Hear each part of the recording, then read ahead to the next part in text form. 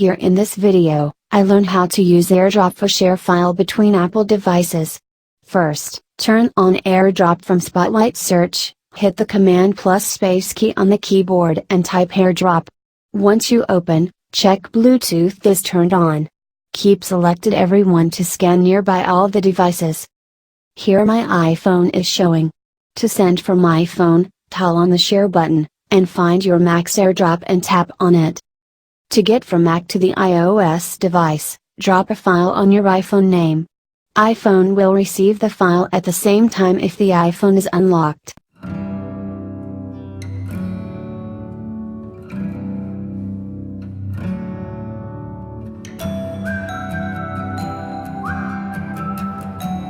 If you enjoyed this video, like it and hit that subscribe button and tap on bell icon to get the latest video notifications alert. Also be sure to follow on social media and we'll see in the next video.